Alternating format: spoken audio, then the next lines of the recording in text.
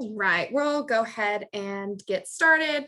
Welcome, everyone. This is our first topic in the Love Where You Live series. It's a three-part series that we are engaging with residents about important environmental issues, including recycling, which we're talking about tonight, composting, and pollinators, to promote greater understanding and individual accountability. So, if you have any questions that come up during the panel discussion, please feel free to put those in the chat. We'll also have a time a little bit later on for you to ask your questions to any and all of the panelists. We will kind of get started and introduce the panelists. We have some bios. So with me here is Jerod Stewart. He's the Recycling Center Coordinator at the Smyrna Recycling Center. The center is a drop-off facility that accepts a variety of items for recycling. He's been with the city since 2016, starting as a recycling center attendant before transitioning to the coordinator role last year. In his role, he oversees the daily operation of the center and provides recycling education to patrons, as well as the public through monthly tours.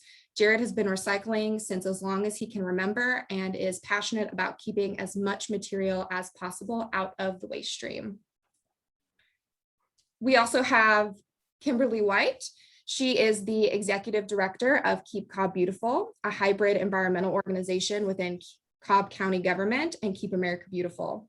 She's a graduate of Agnes Scott College and received her Master of Public Administration degree. Kimberly has spent time studying environmental causes in the US and Spain. She is SWANA certified in the Sustainable Materials Management Division and serves as the government agency representative on the Georgia Recycling Coalition Board of Directors. She was named the 2018 Executive Director of the Year for the state of Georgia and began her environmental career as a fellow in the Office of Sustainability at Agnes Scott College, then moved on to work in county governments as an environmental programs coordinator, recycling manager, and sustainability division manager. As an affiliate director, Kimberly works diligently on environmental research, educating the public on sustainability efforts, including litter prevention and waste and recycling and waste reduction, securing one of the only 2 grants in the United States to bring the innovative plastics recovery Hefty Energy Bag program to Cobb County, and now assisting to expand that program statewide. We also have Peggy Whitlow Ratcliffe, who's the founder and executive director of Live Thrive, an Atlanta-based nonprofit launched in 2010 to empower people, organizations, communities, and businesses to make positive, healthy, and sustainable changes for the benefit of the environment. Peggy's involvement in the environment space drew inspiration from her experience sorting through her parents' home. After they passed, she realized how many items there are in our homes that should and could be reused or need to be disposed of in a safe manner. She created the website Living Green Pages as a local resource to improve personal and environmental health. From there, she organized several recycling collections in Atlanta. The success of these collections led her to launch Live Thrive. In 2015, Live Thrive opened the Center for Hard to Recycle Materials, CHARM, a permanent drop-off facility that accepts traditional single-stream items as well as those that are more difficult or dangerous to recycle. Since its founding, CHARM has diverted millions of pounds of household hazardous waste and other hard-to-recycle items from area landfills and water systems. Peggy was born and raised in Atlanta and earned a bachelor's degree in education at Georgia State University. So we're very excited to have these panelists with us. As you can tell, they are very knowledgeable in recycling and they have a lot of background in this area. So we will jump in. So let's start off, only because you're sitting right beside me. We'll start off with Jerod, and then feel free, Peggy and Kimberly, to jump in if you have anything else to add. We'll start off with a very general one. What are the benefits to recycling? You're keeping material out of the waste stream. You're creating jobs. You're not using as much money or energy to produce, virgin material. So you're basically reusing a certain material over and over again to help reduce things going in the waste stream, creating jobs, creating revenue for your municipality. If you're like us, there's so many different other things that you could also benefit from, other things such as things that you could repurpose, not just recycle, things that other people can use that could get a second life. That's what I'm really passionate about, is just making sure these items either can be recycled or reused. That's my thoughts on that. Sure, yeah, absolutely. Peggy, Kimberly, do you have anything to add? I agree with them that, the first thing is to reuse, to get as much back to community as you possibly can before we recycle. But, our goal is to keep it out of the landfill and capture as many things as we can for reuse or recycling. Absolutely. I agree with everything both of them just said.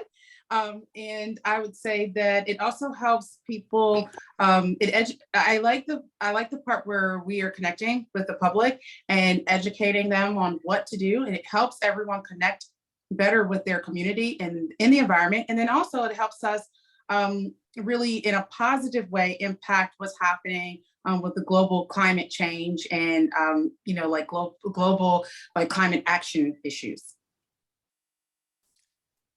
Wonderful. Thank you. Kimberly, since you're already here, I'm going to ask the next question to you. So what happens to materials after they are picked up or dropped off in your curbside recycling? One question that us in this sector get a lot is, do they really get recycled? So this is a great question. People ask me this question all of the time. And in general, the answer would be yes. I know a lot of people want that aha moment, but let me explain to you what this means. So the majority of the material that we collect, especially in the Southeast, because of the region that we are in, we move a lot of stuff domestically here in this region. And because of that, we're able to take items and use them, especially things like cardboard and mixed, like, OCC cardboard and mixed paper. And we have a lot of companies here that are integrated systems. That basically means that they own their own paper mills. So a lot of the boxes that we get from the United States Postal Service, from Amazon, Pizza Hut, or any of the pizza boxes, Big Mac, McDonald's box, all of those are made, very close to us. And so, these items, of course, yes, these companies are in business. And they move a lot of material, but they're really in the business to get their hands on the OCC, the cardboard and the paper. So yes, that material definitely gets recycled. Also things like PET, and plastics #2. So we have, the carpet capital of the world is, right north of us in Dalton, Georgia. So we use a lot of the PET to make carpets in that industry. And so, yes, they don't have enough that they collect locally here. So, of course, they have to import from other places. So, of course, that material gets collected and is definitely recycled. I would say that if you have a specialty program in your community that can also recycle other items, things like plastics 3 through 7, then yes, they are captured, recovered, or recycled as well.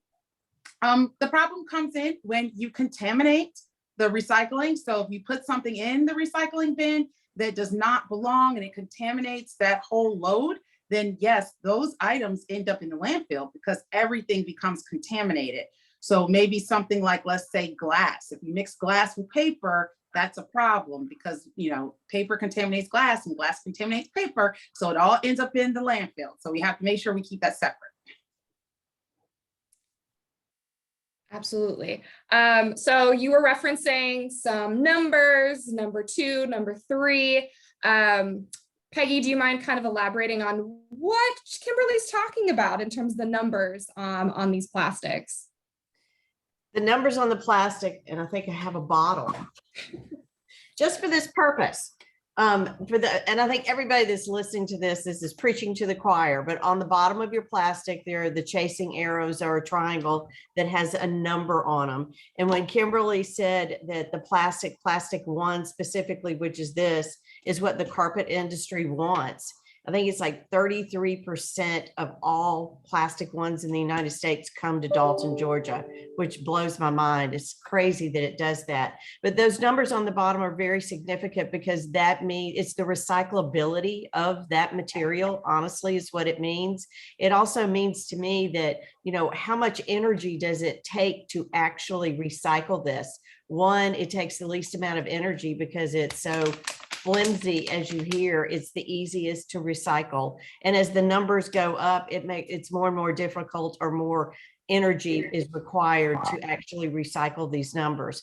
So 1 through 7 are the numbers that we have out there. The unfortunate piece of this is that so much packaging, that all the things that we order off of Amazon or go to the hardware store and purchase are packaged in hard, brittle plastic, that a lot of it really is not recyclable, which is very unfortunate. So the numbers play a great role in this because they do have an outlet by their number as to where it can be recycled.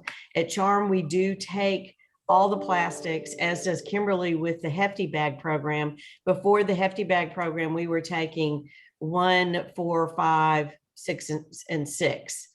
Is basically 1s and 2s. Sorry, 1, 2, 4, 5, and 6.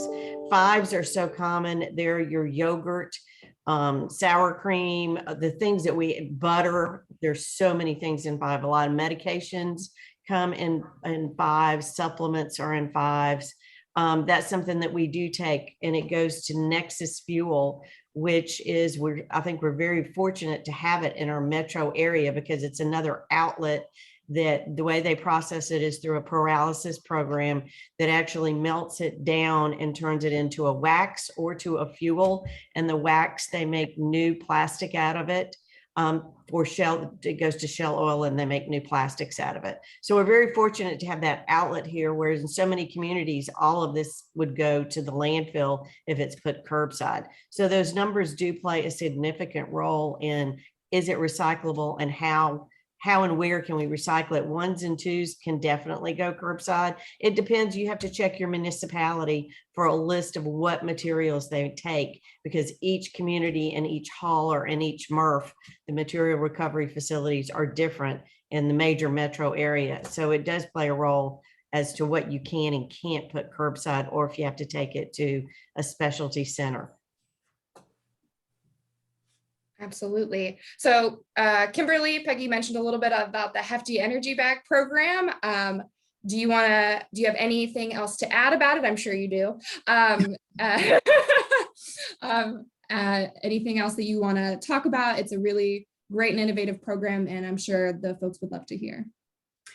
So yes, so here in our metro area, our residents have, the awesome opportunity to participate in this program. So it started off in Cobb County, and we started off curbside. So if you had a hauler in Cobb County that participated, you would place hard to recycle plastics, things like shopping bags and straws and polystyrene, and just a number of items, a lot of items that are kind of plastics 4 through 6 mostly, but some end user markets is what we call them, can take some items like some plastics number 7, and a very few of them can take even some 3s, some plastic number 3. So the program allows for us to be able to capture all these plastics that would traditionally either contaminate regular curbside recycling or end up in landfills, or people would just have to throw them away and they would end up in the landfill anyway. And so these items can be taken curbside, and also at the Charm Center in the Smyrna recycling facility, you can drop off. So if you live in a community that doesn't have curbside pickup of recycling, or your hauler does not participate in the Hefty Energy Bag program, you can still purchase the bags either at Target.com, at HeftyEnergyBag.com, or at your local Kroger. So you can go in and buy the bags off the shelf or place a curbside order and pick them up. And you're able to capture and recycle the material that would normally end up in landfills. So for us here, we do send a lot of our material to Nexus Fuels, and they're able to turn it into, as Peggy mentioned, diesel fuel, oil and wax, and also something called naphtha, which is a real like technical term. And basically it is, it's really the original molecular structure of what we make plastic out of. And so they're able to extract that, and we're able to turn it back into more plastic, right? So rather than extracting new resources out of the ground, we can make plastic out of the plastic that we already have, which is really awesome, creating a circular economy for our plastic that we have. The program has expanded, so it's in other places as well. So like I said, you can, if you live in the Atlanta area, you can drop it off at Charm. You could also drop it off at a location in Gwinnett County. It expanded there. It's now in Cherokee County as well. And so a few other counties are getting the program. It's international. It's in London, Ontario, Canada. So if you live in any of those places, or Idaho or Omaha, Nebraska, you can participate in the Hefty Energy Bag program. Oh, and we also make blocks out of it as well. And we have some of the blocks here in Cobb County, and we're going to be building a demonstration recycling building from the blocks that were made from the plastics that we collected from Cobb County residents. That's amazing. When is this happening? I feel like I need to add it to my calendar. Well, yeah, so we're doing a couple of things. We'll talk about it, but we've got a lot going on, and we're gonna build that demonstration recycling building probably over at our safety village complex.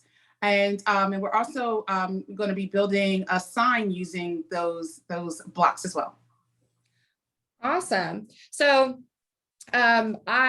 we love the Hefty Energy Bag program here at the Smyrna Recycling Center. It's been great to divert a lot of waste from the landfills. We've collected a lot here. I won't say how much I've contributed personally to how much we've collected here, but we do a lot. But you were saying that they go to Nexus and go through this great process. There are, sometimes some concerns about the heating process. Can you kind of speak to that and kind of talk a little bit more about how the plastic gets broken down? Yes, I love this question, because what I'd like for people to understand is that just like how you have to call your hauler to find out, depending on where you live, and not even state to state, sometimes just like locally, right? So you may have someone on the east side of Atlanta that can recycle something that someone on the west side of Atlanta cannot, based off of where their material goes. So I think what happens is, in the very beginning, when this program was a pilot program, it initially began out in Citrus Heights, California. At that time, we really didn't have pyrolysis facilities available. So they sent the material to cement kilns, which, there has been a lot of analysis done to prove that that is actually a better option than landfilling. However, because of where we are locally, we have that awesome partnership with Nexus Fuels. We actually use a system called pyrolysis. None of our material currently is going to a cement kiln. And that process actually, it heats plastic in the absence of oxygen. And there are a lot of regulations, EPD, EPA, they regulate this process. It does not emit a lot of pollutants into the air. I mean, you can go and check and see what all their numbers are. All that information is online and free and open to the public. And they are also able to capture the gas that is produced. They're able to capture it and use it for multiple, purposes. and also to help run their facility. So it does not escape and cause any problems for the environment. So I think, you know, a lot of people think of that and they think, oh my goodness, you're burning plastics and emitting all this stuff into the environment. And that's just not true for pyrolysis, for that technology. And it's not true for our program. We're actually, you know, keeping this material out of landfills, and in the majority of the program around the U.S., it is going to pyrolysis right now or mechanical recycling. So they're not really sending it to like a cement kiln. Okay, great. I'm going to throw this one to Jerod first, but I'm sure everyone has an answer to this. But what are some of the most common recycling misconceptions? What do you think? Everybody else gets a chance to think about it first. On the spot. Misconception. I think my biggest run-in, and it's a pet peeve of mine, when you have patrons that come in here and they call it garbage, they call it trash. I look at it as material. You have to look at it that way. This is something that's going to go on to be something else. It's going to go on to have another life. You don't look at it as trash. You have to look at it as something that can be reused or recycled. Most items that we collect here, they have another life, and that's why I try to instill to all my patrons that come here to recycle. Yeah, absolutely. Definitely kind of a reframe and change of mindset for some of the things, because trash has an end point. The material that we work with gets to go on to something else. Peggy, Kimberly, do you guys have any misconceptions that you guys run into a lot? Daily. It's a lot, so much wish cycling for those that are really dedicated. I think the ones that Jerod was speaking of are the ones that are on the fence about recycling. The wish cyclers, the things, we have a lady that since the day we opened, once a week, she brings me a bag of things and she pulls them out to go, is this recyclable? Is this recyclable? Probably her funniest thing was lint from her husband's pants. Which, you know, it's like maybe your garden, I'm not really sure, but it's the extreme what people really would think should be recycled if they're really dedicated to the cause. So I think it's just, you know, the lack of awareness, which I think all of us, that's our mission with recycling, to make it really work, is we have to educate to make sure that we can get clean and usable materials for recycling. So I think it's, you know, thinking it's either trash, it's an extreme, either it's trash or everything should be able to be recycled. Yeah, That's a great point.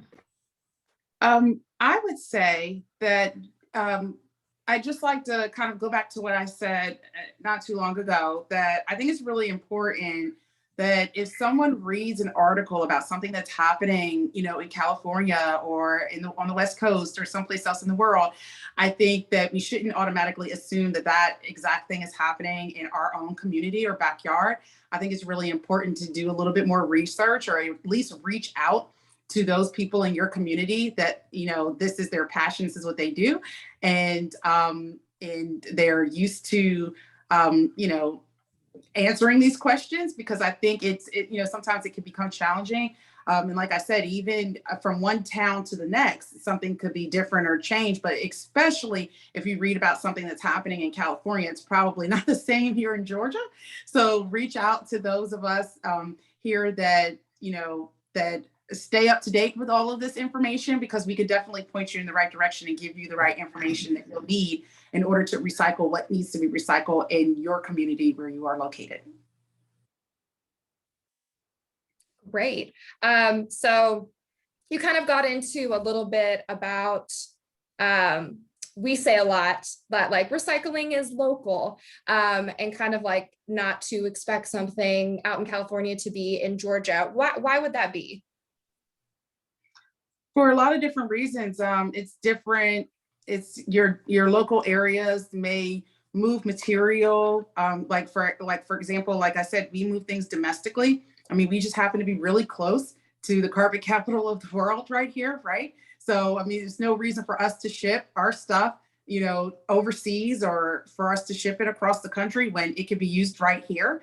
And so, for example, maybe a town in, Washington State, it might not make sense for them to try to send all of their, PET #1 plastic to Georgia. So they may have other options for it where they are. So that's what we mean by local programs. Also, for example, you could live in the Metro Atlanta area. You could live in Atlanta and have the option to drop off the Hefty Energy Bag material to the Charm Center.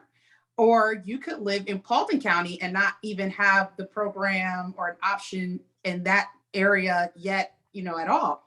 So it's always important to really kind of find out or do your research about what's available. Also, each Murph material recovery facility will accept different things at times. Everyone's material doesn't go to the same Murph. We have multiple Murphs that just handle the Metro Atlanta area, and all of them have a different list of items that they're willing to accept. So it's really important to check with your hauler and check with your local Murph to figure out what can be recycled, because you don't want to put those things in it that they cannot handle. Simple thing would be like milk cartons, right? Some people can accept them because they have the equipment and machinery within inside of their Murph. Other places cannot. And so, that's kind of the thing where you need to check just to make sure locally you can recycle the things that you would like to. Right. So we'll kind of get into some questions for Peggy about the Center for Hard to Recycle Materials, CHARM. And can you tell us a little bit about it and kind of how it might be different than other drop-off facilities? We, initially started to be a center for hard to recycle materials, such as the hazard materials that are under our sink in the garage in the crawl space. That was our initial mission. But it's grown with the demand of, what people want to bring, and also partnering. There's so many other nonprofits in the city of Atlanta that need some of these materials that they can refurbish and reuse. Mattresses, that's something that takes up an incredible space in our landfill. And we work with the Atlanta Furniture Bank, and they actually deconstruct and reconstruct mattresses to go back into community. So things like that, electronics, which are, I think everyone does the electronics. Besides mattresses, we take musical instruments, we take sports equipment for kids. The musical instruments was one thing that really surprised me when I first started CHARM, how many people brought things in, electric keyboards, but also horns and flutes that they were going to throw into our metal bin, which horrified me. It's like, that's something that, somebody really would love to have that. So I think it's very fortunate that we've been able to find other nonprofits to work with. But the harder to recycle materials, all the plastics, because we do have so many plastics. And initially we weren't part of the Hefty Bag program.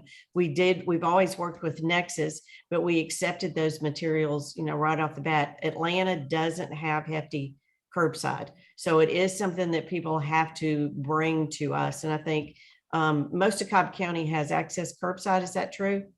Yes. Okay. Yeah.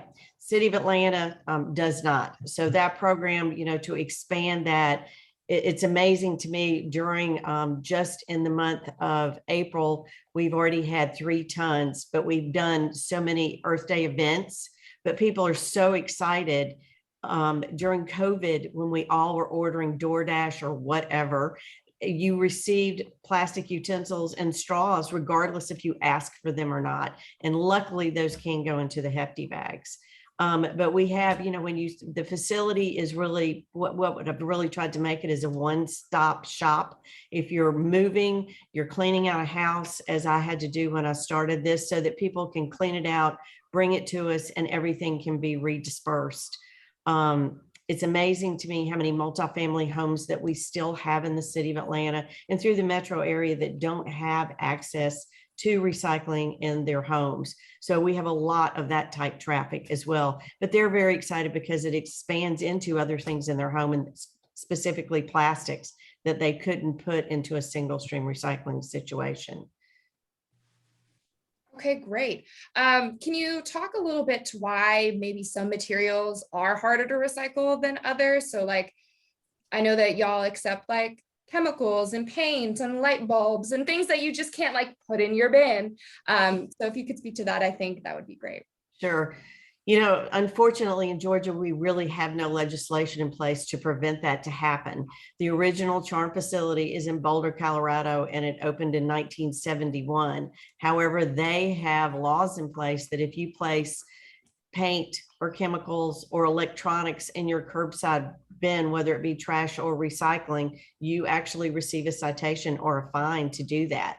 So their municipality has provided this for them, you know, since 1971. Here in Georgia, we tend to dig holes and dump our trash, and which is very unfortunate. And also we were very misled early on that all things liquid should be poured down the drain and then you could easily dispose of the container that was in, which speaks to paint, car oil, antifreeze, tiki oil, all those kind of things that really could damage a car behind you if it were riding behind the trash truck or the recycling truck.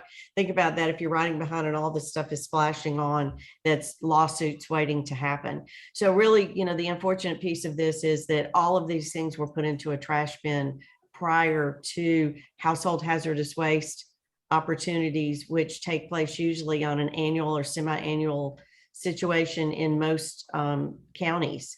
The city of Atlanta hadn't had one until I organized the first one in 2010, which led to the opening of Charm. But the paint and chemicals, the city of Atlanta in 2009, when I started this journey, was 13th worst in the nation, tap water quality from household dumping. And that's, again, like I said earlier, was about, we were told, pour it down the drain and then, you know, dispose of the container that was in, even medications.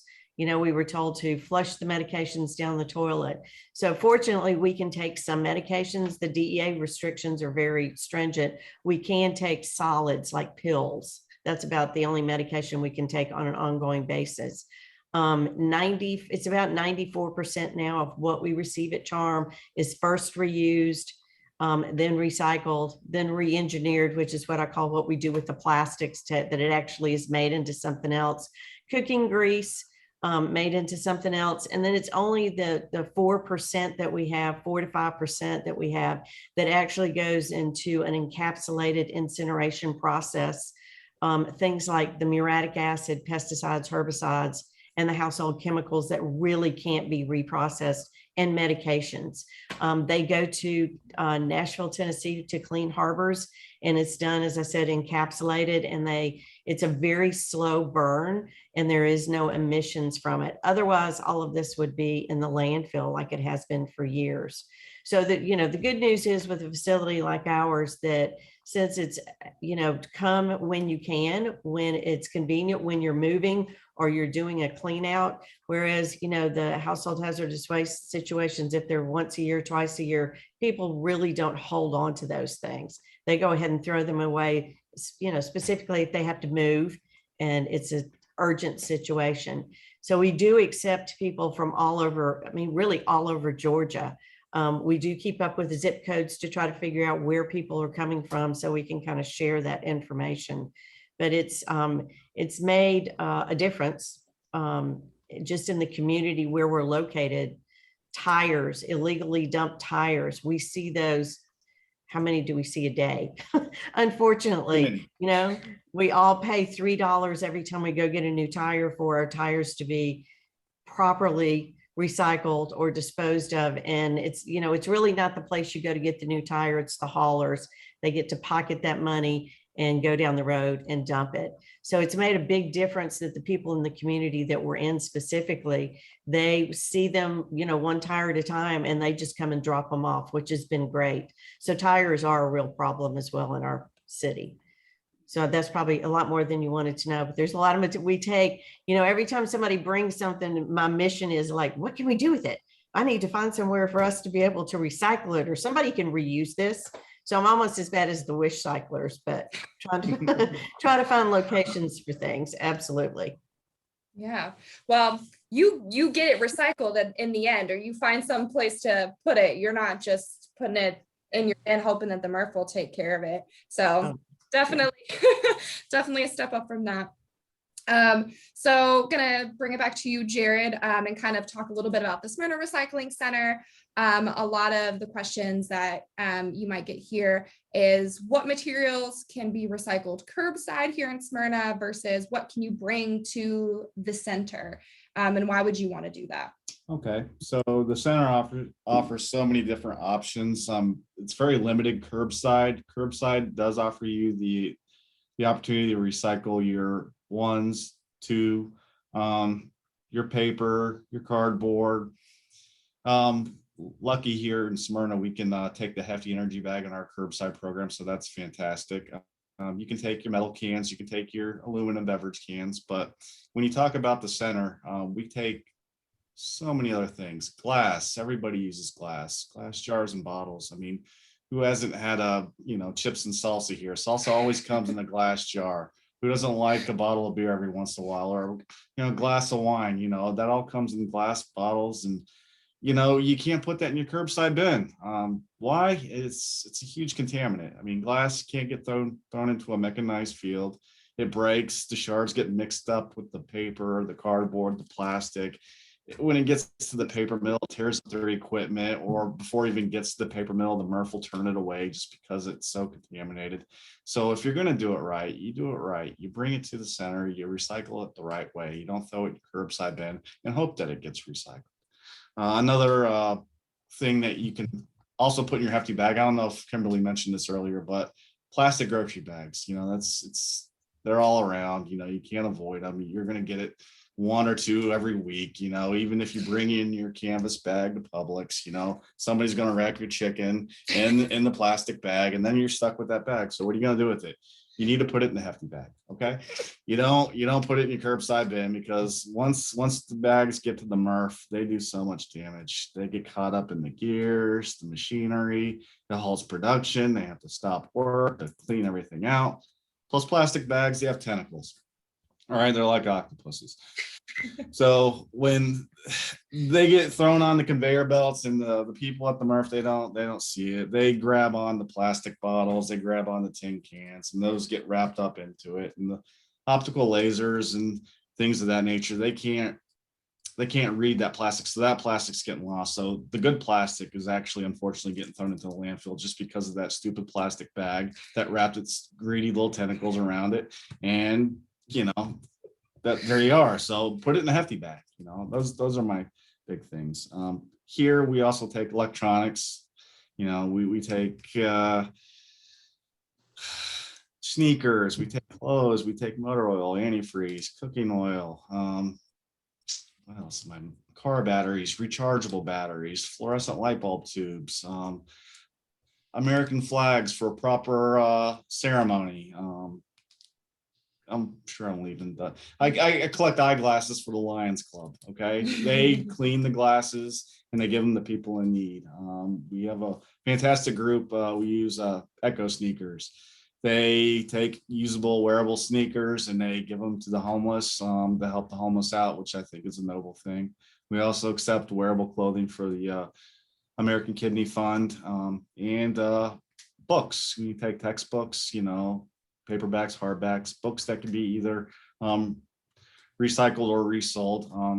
Those are the big ones that you shouldn't put in your curbside bin. I'm kind of opposed to putting paper in a curbside bin, just because there's so many ways paper can be contaminated just by moisture. Once paper gets wet, it's pretty much just toast at that point. It starts to mildew, and it's a contaminant. So I mean, that's my spiel. I'll let Peggy or Kimberly jump in if they have anything to add. Well, thank you, Jerod. That was a super colorful explanation. I'm a colorful guy. Very entertaining. I'll have to remember that one. Plastic bags have tentacles. I like that. Okay, so no, yeah, I think Peggy over at the Charm Center, Jerod and Julie, you guys at the Smyrna Recycling, you guys are doing awesome things. You take a whole lot of stuff, and so it's so helpful in the community. In Cobb County in general, most everyone has curbside recycling available to them through their hauler. And if they live in an apartment community or some type of multifamily unit, that's considered a commercial account. And so usually you could go to your a property management team and ask them about recycling. If not, then you have these awesome options at the Charm Center and of course the Smyrna Recycling. And also, if you just happen to want to come out to an event, Keep Cobb Beautiful also does HHW. We do that for Cobb County, but we really don't card. So if you live in a neighboring county, you come over, it's fine. And we take a ton of stuff at those events, and we do it every summer at Jim Miller Park. And of course, like paint, light bulbs, batteries, household cleaners, just so much stuff. You go to our website and you can see there all the stuff that we take. And then of course, we do electronics recycling. And at the same time that we do electronics, we also do metal as well. So if you have, white goods like refrigerators or something like that you want to drop off, the next event we'll be doing is in October over at Jim Miller Park. So you could drop that. That's like an old treadmill. I mean, I won't tell anyone that you dropped off your treadmill. So, old lawnmowers, whatever it is that you have, we take that as well. And we're always here to answer questions as well. So if you have any questions about the Hefty Energy Bag program or anything at all that you're wondering about in Cobb County, I am more than happy to help. Well, thanks, Kimberly. I just want to throw this out there, and I'll just ask you, Jerod, can you just clarify? All of us have been saying the word Murph a lot, and I just want to make sure that everyone that's here knows what that is. A Murph is a material recovery facility. Okay, so what does that mean? Like, what goes there? How do things end up there? Okay, so it's through your curbside pickup, or our Murph in this area in Marietta, West Rock, you can drop off recycling there as well. Basically, everything that's acceptable, you can view their website, or you can just do the basics, do the paper, do the cardboard, the number 1, the number 2 plastics, even your hefty bags.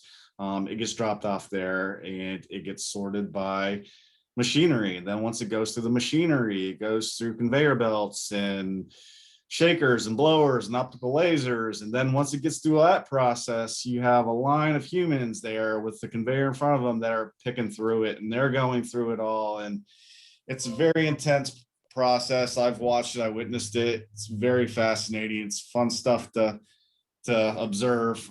You really learn a lot by viewing it, and I'm sure you could probably go online and just view a Murph in operation if you just typed it in, Googled it. That's what all the kids are doing these days. Yeah, West Rock as well as Pratt both have videos of the Murph of their process, which is fascinating. If you hadn't ever watched it, you need to, so you really kind of understand why if you put things that contaminate the whole load, you'll see what happens, how it all rolls downhill.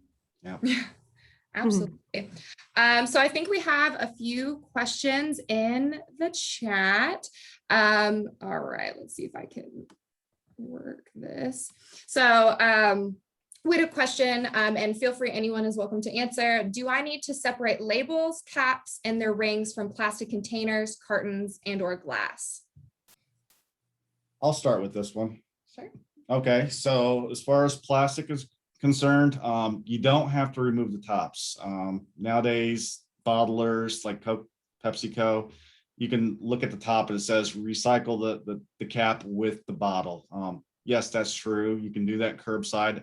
I prefer it if you took your cap off here. We bale, which means we crush all of our plastic. I try to get as much plastic in a bale, so I remove all the tops. And what I do with the tops, I put them in a hefty bag. That way they're getting recycled. Okay. Now, as far as the little ring that's around the little, screw on lid, the ring that you can't get off really, unless you get a knife and you want to cut yourself or something like that, leave the ring on. Don't worry about taking the ring off. Don't worry about taking the plastic label off. That can all stay on. I just want you to take the top off if you come here. But if you're doing a curbside, or, somebody else, they don't mind having a wimpy bale, then you can leave the cap on. But, if you come here, please take it off. As far as glass is concerned, keep the label on. Please take off the metal top. You can place that in our mixed metal bin. The plastic top you can put in a hefty bag. The cork, you can find a school, which I have met a lot of teachers that use the corks for art projects, little crafts for the kids to do. So that's an outlet you could do with the corks, but you can leave the label on, just take the top and the corks off. And if the plastic hefty, and if it's metal, please recycle it with your metal recycler or bring it to me. Does anyone else have anything to add? I think Jerod probably did a pretty great job. All right. So we have another question that says, when automobile tires are collected, can bicycle tire tubes be included with that? They can at Charm, yes. They can't, there can be no rims, so you can't bring us the bicycle tire on the rim, or same goes for car. It has to just be the tube or the tire. Great. Looks like we have another question. Can I recycle coated cardboard such as a paper milk carton? Absolutely. So there's been a lot of work with the Carton Council. They've been working for a long time, many years, to help Murphs get up to speed with putting equipment in the facilities that can process that. And so our local Murph that's at West Rock off of County Services, they have a really cool robotic arm now, and it's super awesome. I mean, if you like recycling stuff, it is. And so it can separate out, a lot of things, and we can capture cartons now. That's another thing, though, that you want to check with. So if you live in the area, you're totally okay. We can definitely collect it. But if you're talking to a family member or a friend or someone that lives in a distant place that's not right here in the metro, you may want to have them just check with their local Murph or their hauler, because everyone doesn't have the equipment in their facilities that can process that. So if you put it in your recycling and you don't have the equipment at your Murph, that's going to be considered contamination. But for us, if you live in Smyrna, yes, you can recycle coated cartons. And you can drop those at Charm as well. Great. So it looks like we have a few questions specific to the energy bag. So in my hefty bag, should I take all of the plastic cutlery out of the plastic that the restaurant grabbed it in? If yes, can that plastic go in the bag too? Oh no, that plastic can go in the bag as well. Right. So the flexible film type plastic, totally okay. Throw it in there with the plastic cutlery as well. Perfect. And then how about big styrofoam, especially with the Amazon orders? Hefty energy bag accepts those? Yes. So the good thing about Hefty is that particular program will take, styrofoam, or styrofoam is actually the name brand. So like polystyrene. So they'll take polystyrene, even like the packing peanuts that you normally can't recycle.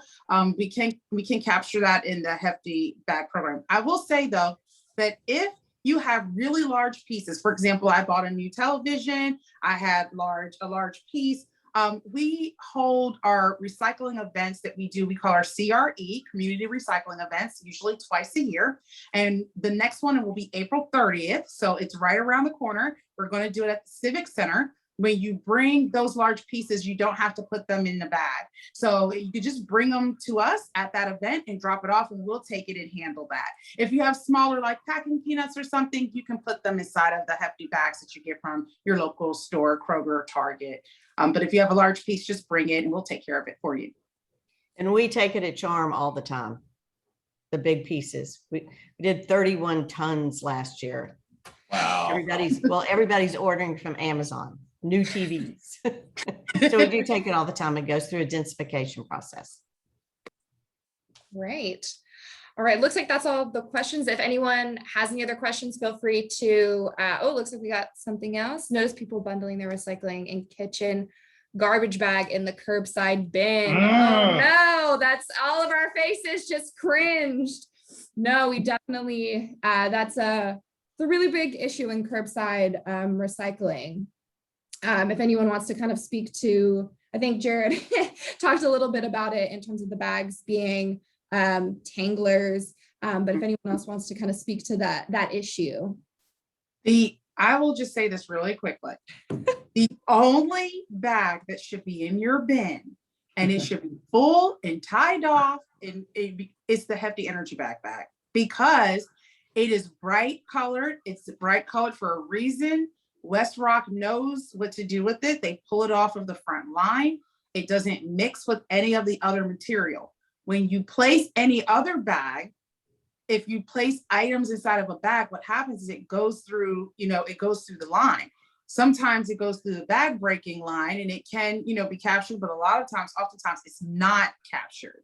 And so you don't want to put, regular plastic film, like plastic bags, in your curbside recycling bin. Please don't do that. Yeah. You want your items to be loose in the bin is what, with the exception of the Hefty Energy bag, those items will be captured inside the bag and you tie it off and you can put it in your bin or drop it off to the Charm Center or the Smyrna recycling facility.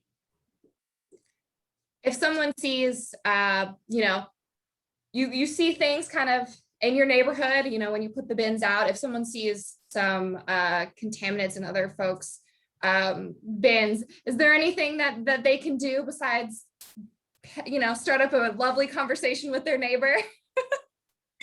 Yes. Tell your local code enforcement officer that lives in your community on them. No, just I have the same issue. I drive past my neighbors' homes and I'm like, oh, so one of the things you can do that I think will be really, if you live in a community that's like that has an HOA, a lot of times they have newsletters for the HOA and they're always looking for articles. HOAs reach out to me all the time and ask me to do an article for them about recycling. So maybe you can reach out to your board at your HOA and see if you can do an article for them in one of their newsletters and kind of educate your neighbors on how to recycle, what to recycle, and invite them to this next session that that Keep Smyrna Beautiful will be doing so that they can learn what to recycle. We are recording it, so you can always, and we'll put it up on our YouTube page and share it on Facebook and our newsletter. So you can always send them the link and be like, go to minute this. It's very relevant. But yes, do share it.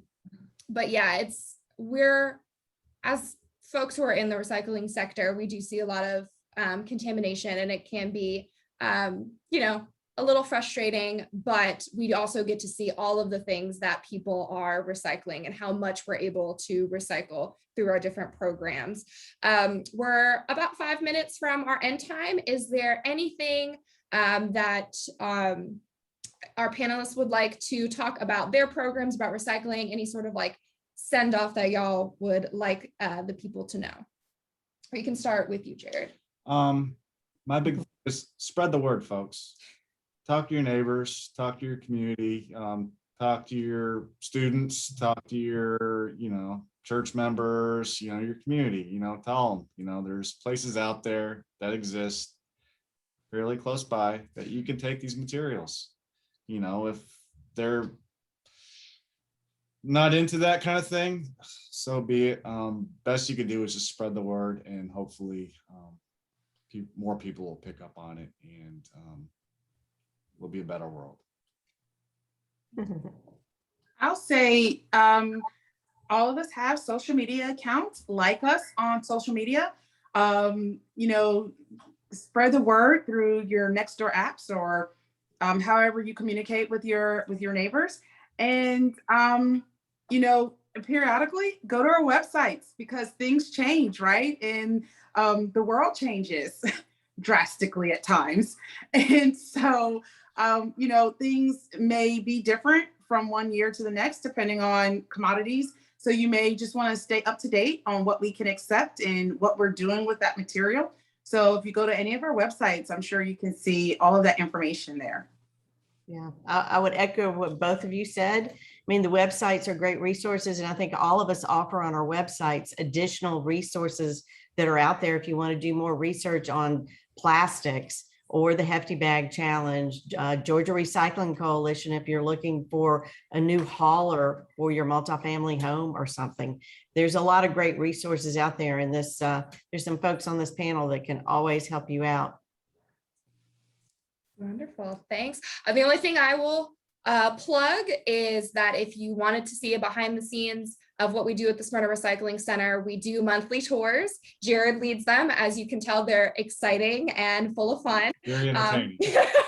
Very entertaining. Occasionally you'll get me if Jerod is busy, but most of the time you get Jerod. So they're great. They're usually the third Friday of every month from 9 to 10. This month they're actually on Earth Day on the 22nd. So thank you everyone for joining us, and especially to Jerod, Peggy, and Kimberly. We really appreciate you taking the time to tell us a little bit more about recycling. Thanks Thank for having you. me. Happy Earth Day. Happy Earth Day. Day. Bye. Bye.